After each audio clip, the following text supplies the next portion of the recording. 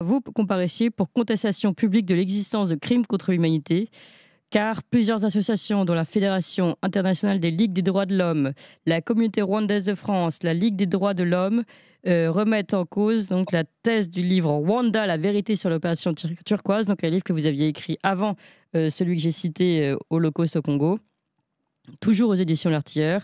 Et donc, ces associations espéraient une décision qui puisse faire jurisprudence sur le négationnisme du génocide des Tutsis. Alors, vous, en gros, et avant de vous donner la parole, de revenir non seulement sur ce procès, mais sur tout ce que vous avez écrit, dans votre livre, vous remettez en cause la thèse, on va dire, officielle, en tout cas assermentée, du génocide des Tutsis en 1994. D'après vous, les tueries ne furent pas le fait uniquement, furent autant le fait, en tout cas, des Hutus que des Tutsis.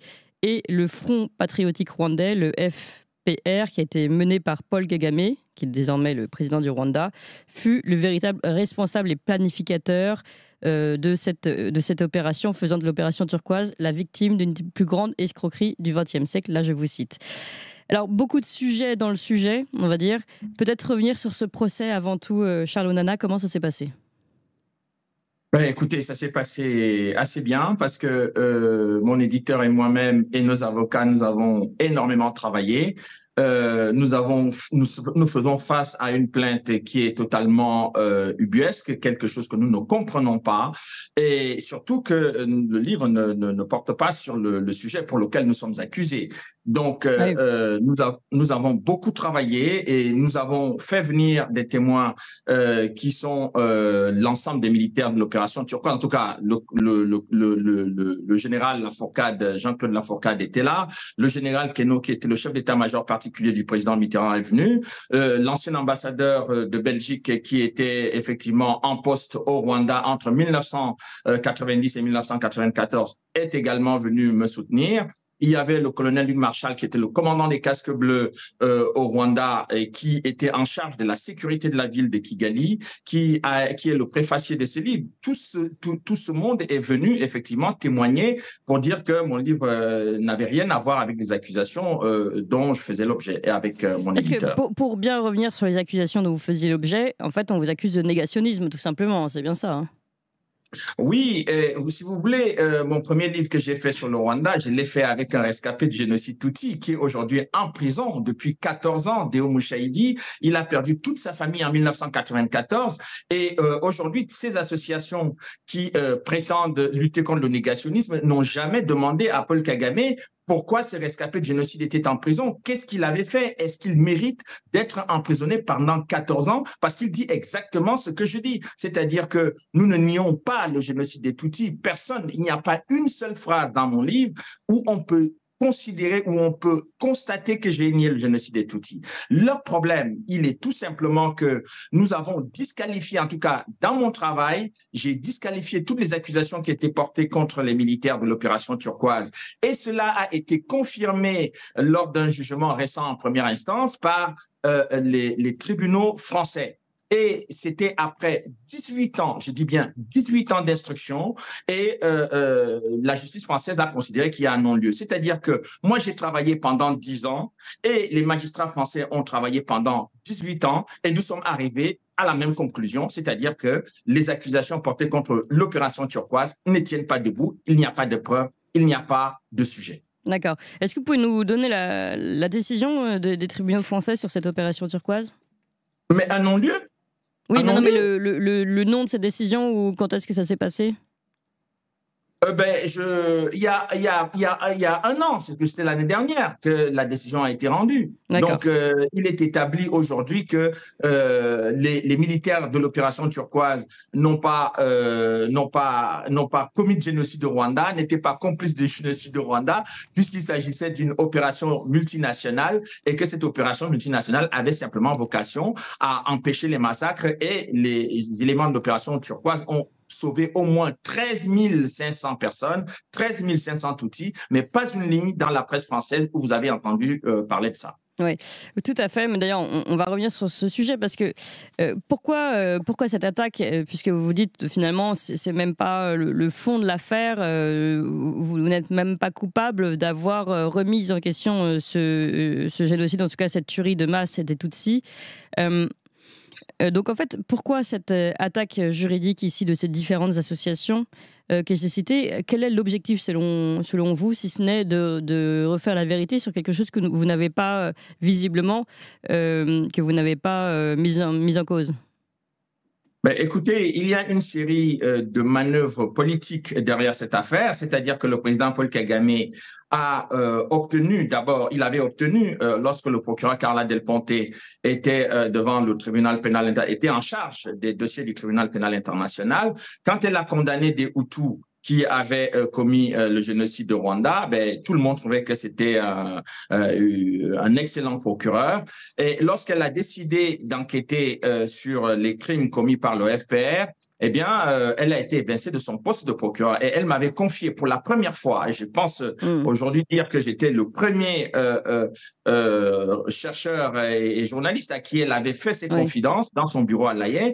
Elle m'a dit que lorsqu'elle avait rassemblé, son bureau avait fait des enquêtes, ce qu'on appelait des enquêtes spéciales, elle a rassemblé plusieurs éléments de preuve montrant que les troupes de Paul Kagame avaient commis des crimes contre l'humanité, des crimes de guerre également, et qu'il y avait eu plusieurs fausses communes qui avaient été identifiées. Lorsqu'elle est allée voir Paul Kagame à Kigali pour lui dire elle venait effectivement pour rechercher les éléments qui pouvaient lui permettre de mettre en accusation les Tutsis du FPR, Paul Kagame lui a dit « Vous n'êtes pas venu dans ce tribunal pour mettre des Tutsis en cause. » Elle m'a dit « Mais moi, je ne suis pas là pour faire une évaluation politique. » Et le mandat qui avait été confié au procureur Carla Del Ponte disait que le tribunal devait poursuivre tous les crimes, je dis bien tous les crimes qui avaient été commis au Rwanda entre le 1er janvier et le 31 décembre 1994. Le problème, c'est que bien le dossier de l'attentat dans lequel l'ensemble de l'équipage français et 2 chefs d'État ont été tués. Ce crime, cet attentat terroriste a été retiré du calendrier du tribunal et tous les crimes qui ont été commis par les Tutsis du FPR ont été écartés. Et c'est pour cela que le procureur Carla Del Ponte a été évincé de son poste. Ensuite, on a vu que Paul Kagame, lorsque M. Sarkozy était au pouvoir, M. Kouchner l'a dit de façon explicite, que Paul Kagame leur avait demandé de régler le problème de l'attentat. Eh bien, le problème de l'attentat a été réglé comment? C'est-à-dire qu'après les mandats d'arrêt qui avaient été lancés par le juge Bruguière, mettant en cause les membres de très proches de Paul Kagame, le juge Trévidic est venu annuler toute cette enquête, a anéanti cette enquête et tout s'est terminé par un non-lieu. C'est-à-dire que les victimes françaises ne savent toujours pas, après une plainte déposée en 1997, qui a tué leurs parents, qui a tué les membres de l'équipage français. Et pourquoi voilà comment cette affaire a été réglée. Et c'est pour cette raison que les gens sont mal à l'aise parce que je suis en train de braquer les projecteurs sur le fait que les crimes qui ont été commis au Rwanda en 1994 ne concernaient pas uniquement, n'était pas concentré uniquement sur les Hutus. Il n'y a pas que les Hutus ont commis des crimes, mais les éléments de l'armée patriotique rwandaise ont également commis des crimes. Et j'ai expliqué tout simplement que l'objectif de la prise du pouvoir et de ce qui s'est passé au Rwanda en 1994 n'était pas simplement de mettre Kagame au pouvoir. C'était de mettre Kagame au pouvoir pour qu'il puisse envahir le Congo et piller les ressources minières du Congo. Et j'ai apporté des preuves en affirmant cela, c'est-à-dire des documents du Pentagone. Et c'est pour cela que je me retrouve devant les tribunaux. Oui, alors, parce que là, justement, vous dites, c'est très intéressant, tirons un tout petit peu ce fil. Vous montrez que Paul Kagame demande à Sarkozy, notamment Nicolas Sarkozy, de réagir et de régler le problème. Et vous dites, Nicolas Sarkozy règle le problème. Et c'est pas la première fois que Paul Kagame, visiblement, a une certaine influence sur la France et des relations haut placées aux États-Unis. Et finalement, c'est là où il y a quelque chose, en effet, qui n'est pas officiel, mais qui se passe et qui, visiblement, des intérêts très puissants qui permettent en tout cas, qui font en sorte de protéger ce Paul Kagame de toute attaque et de toute accusation. Bien sûr, c'est exactement cela. Comment voulez-vous comprendre que M. Bernard Kouchner, ministre des Affaires étrangères de Nicolas Sarkozy, dit très explicitement que Paul Kagame a pris contact avec lui et lui a demandé de résoudre ce problème et ils ont résolu le problème.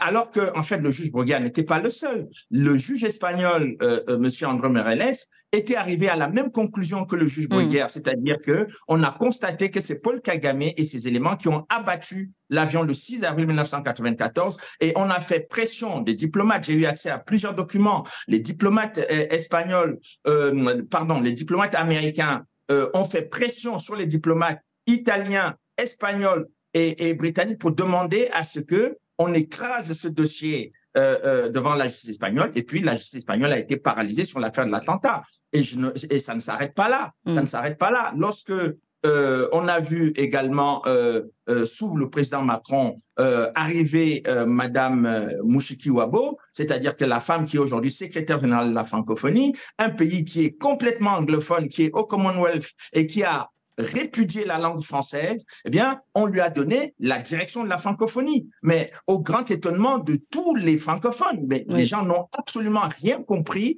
à cette attribution du secrétariat général à une femme qui a passé le temps à injurier la France, à insulter les militaires français et à dire tout le mal qu'ils pensaient de l'action de la France au Rwanda. Personne n'a compris comment on pouvait se retrouver devant une telle contradiction. Oui. Alors, vous diriez qu'aujourd'hui, Paul Kagame est finalement un homme lige des Américains et que les Français leur déroulent le tapis rouge? Absolument. Mais écoutez, M. Paul Kagame, en 1990, lorsqu'il y a eu la première attaque de ses troupes contre le Rwanda, il était en formation aux États-Unis à Fort Leavenworth. Donc, c'est de là-bas qu'il est parti pour venir prendre la direction des opérations militaires sur le terrain.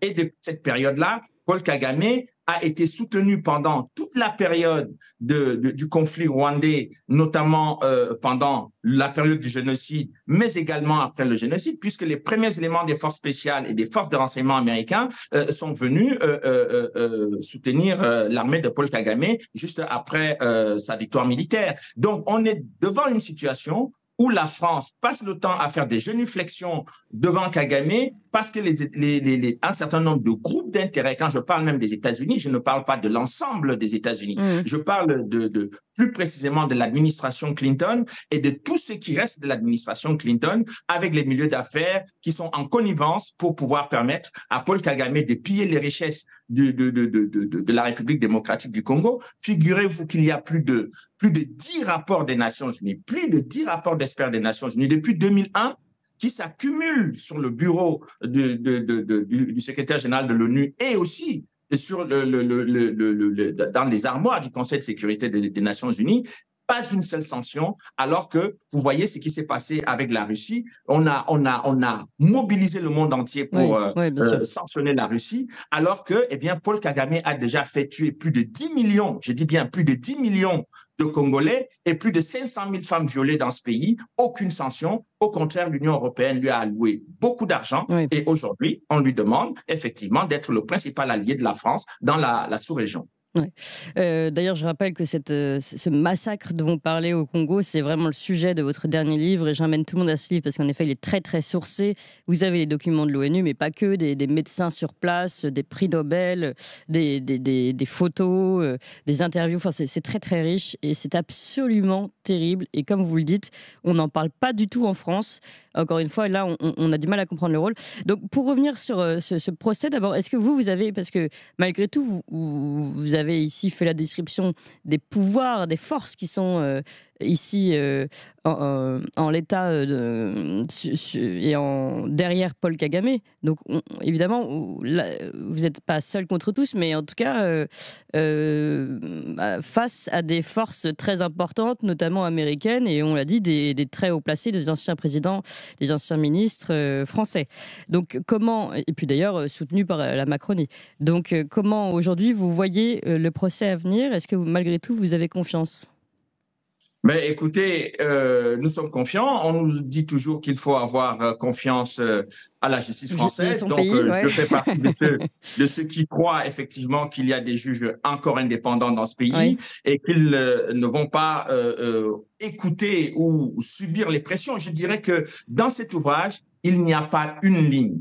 Il n'y a pas une ligne qui parle de négation du génocide des Tutsis. Au contraire, il y a plusieurs lignes où je dis que cet ouvrage et ce travail ne vise pas à nier le génocide des Tutsis. Donc, j'ai demandé, en me tournant vers la juge, en lui disant, s'il vous plaît, Madame la Présidente, qu'on me montre une seule ligne où je nie le génocide des Tutsis, eh bien, je vous dis, je l'avoue tout de suite et je vous évite de perdre du temps. Mais là, on dépense l'argent du contribuable français pour porter des accusations sur un ouvrage qui ne porte pas du tout sur le génocide, mais qui porte sur l'opération turquoise. Et à aucun moment, ils ont dit que l'enquête que j'ai faite sur l'opération turquoise, il y avait une ligne qui était fausse. Au contraire, les juges français sont arrivés à la même conclusion que moi. Donc, vous comprenez que je suis devant un procès politique qui n'a absolument rien à voir, et vous l'avez dit au début de votre émission, est-ce qu'il est permis de penser? Est-ce qu'il est encore permis de réfléchir et de penser sur une question géopolitique dans ce pays, notamment dans un dossier dans lequel il y a beaucoup d'enjeux financiers, comme c'est le cas de ce dossier du Rwanda, parce que on ne m'attaque pas parce que j'ai mis des guillemets sur le mot génocide. D'ailleurs, vous savez, ils ont utilisé cet argument en disant Monsieur Onana met les guillemets sur le mot génocide. Mais non, mais les guillemets, est-ce que vous avez fait des études, on vous a dit une seule fois en grammaire que quand on met des guillemets, ça signifie nier quelque chose? On met les guillemets parce qu'on cite quelqu'un ou parce qu'on met un mot en exergue ou en évidence. Mais là, on me dit que je mets les guillemets parce que j'ai mis un génocide. Donc, allez comprendre, c'est vraiment... Oui, même Charles Onana, oui, ne perdez pas votre latin, mais allons même plus loin que ça. Quand bien même vous auriez remis en question ce génocide, là, on quitte le sujet, votre sujet et le sujet du procès et celui du Rwanda. Disons qu'on fait une question abstraite là, de philosophie. Est-ce qu'aujourd'hui, on a le droit d'interroger l'histoire? Est-ce qu'aujourd'hui, on a le droit de se dire, bah, écoutez, moi j'ai fait des recherches, il y a des choses qui disent autre chose que la version qu'on nous donne.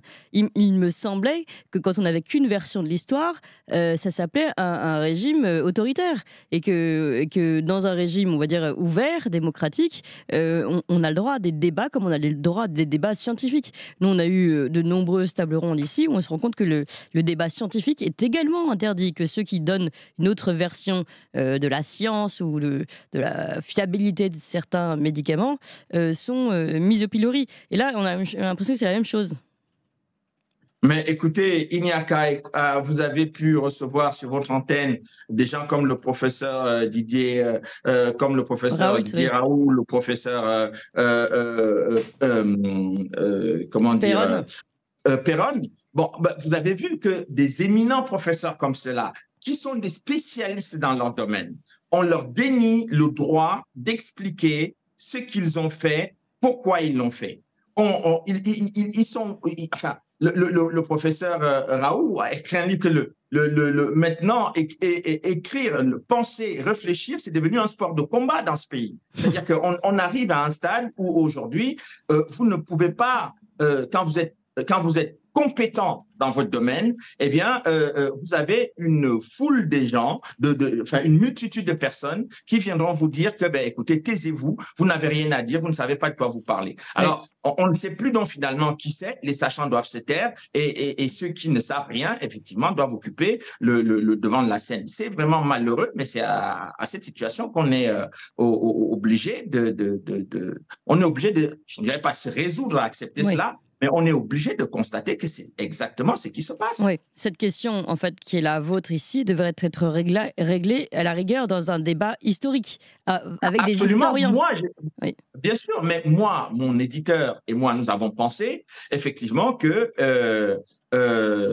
c'est le premier livre, et le seul, je vous dis, le seul livre sur le plan scientifique qui existe sur l'opération turquoise. Personne d'autre jusqu'à présent n'a travaillé sur ce sujet de façon aussi approfondie. Mais je le dis en toute humilité. Mais mais il y a même des phrases dans le dossier d'accusation qui font référence aux travaux de deux grands professeurs américains, le professeur Stamp et Davenport, qui sont des professeurs de sciences politiques de l'Université du Michigan, qui ont fait des recherches au Rwanda et qui sont arrivés à peu près à des mêmes conclusions que moi. Le fait de faire référence à ces professeurs-là a été considéré comme une négation du génocide des Tutsis. Oui. On en est là. Charles Onana, en tout cas, merci beaucoup. Pardon, on suit évidemment l'affaire de près, mais surtout, comme vous l'avez dit, c'est l'occasion de se poser la question sur aujourd'hui, le système français. Peut-on encore interroger, débattre de science et d'histoire? Et c'était aujourd'hui d'histoire dont on parlait avec vous, Charles Onana, et un morceau d'histoire très sombre qu'il ne faut pas oublier là-bas, notamment au Congo. Je rappelle votre livre Holocauste au Congo. Vraiment, je vous recommande tous de le lire. Il est terrible, absolument terrible, mais très très fort. L'omerta de la communauté internationale, avec une très belle préface de Charles Millon. Et c'est aux éditions L'Artilleur, justement. Merci encore, Charles Onana.